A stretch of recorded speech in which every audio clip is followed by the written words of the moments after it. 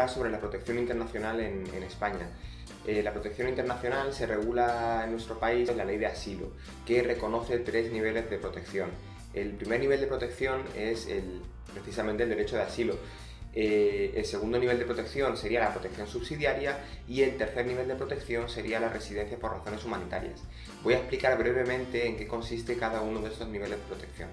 El derecho de asilo es la protección que otorga el Estado español a aquellas personas que han tenido que abandonar su país o no pueden regresar a él porque han sufrido o podrían sufrir persecución por alguno de los siguientes motivos: opiniones políticas, raza, nacionalidad, religión o pertenencia a un grupo social determinado. Y dentro de este cajón encontramos, por ejemplo, la persecución por motivos de género, por orientación sexual o por identidad de género. El segundo nivel de protección es la protección subsidiaria, que se reconoce a aquellas personas que no han sufrido una persecución por alguno de los motivos que comentábamos anteriormente: opiniones políticas, etnia, nacionalidad, religión, o pertenencia a un grupo social determinado, pero se entiende que si regresan a su país de origen podrían sufrir daños graves, o bien personas en las que en su país de origen existe una situación de violencia generalizada. Por ejemplo, la protección subsidiaria fue la que se reconoció en muchos casos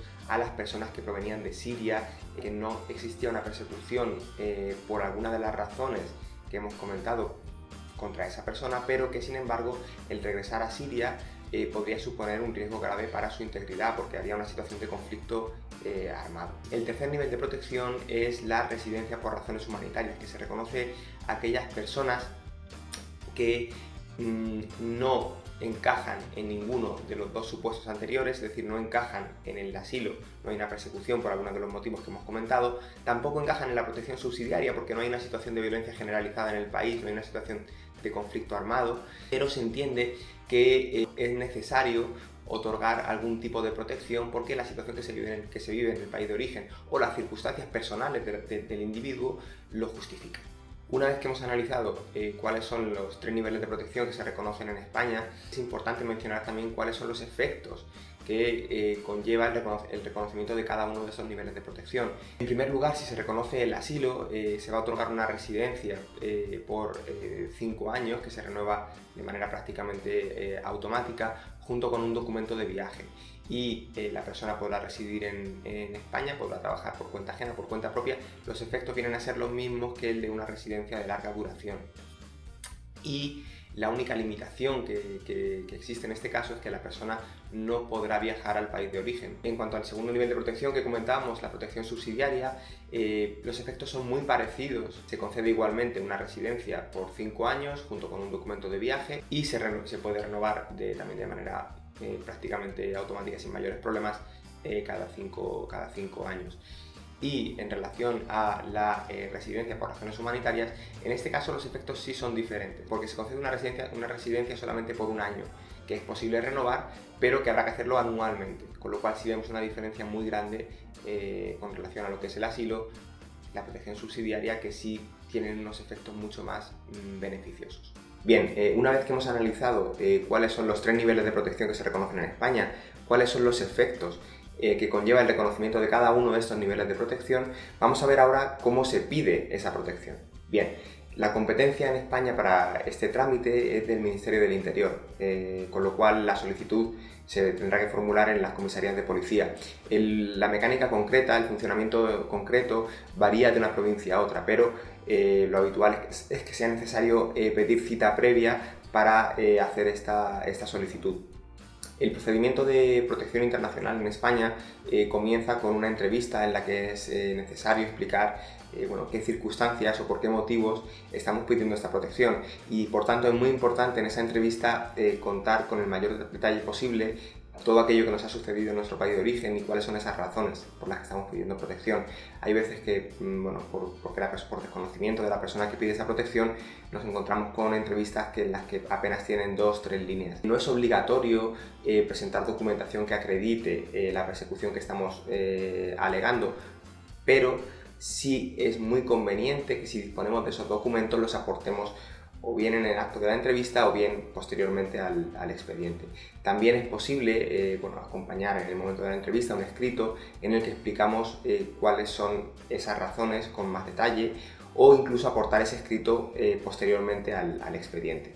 Lo cual no excluye que en la entrevista tengamos que ser igualmente muy exhaustivos a la hora de relatar cuál es esa situación de persecución que estamos alegando. El procedimiento de protección internacional tiene una duración que es variable, no hay una duración fija en todos los casos. Normalmente suele durar entre 1 año y medio, 2 años, pero hay gente que le pueden resolver el expediente mucho antes, incluso en unos pocos meses, o hay otros expedientes que han tardado en resolverse más de 3 años, más de 4 años. Con lo cual, el plazo orientativo podría ser en este momento, en el momento de grabación de este vídeo, en torno a 1 año y medio, 2 años, pero, como digo, es variable. El procedimiento de asilo concluye con una resolución que podrá ser favorable o desfavorable. Si es favorable, pues nos reconocerán o bien el derecho de asilo, bien la protección subsidiaria o bien una residencia por razones humanitarias. Y si es desfavorable, pues no nos reconocerán ningún tipo de protección.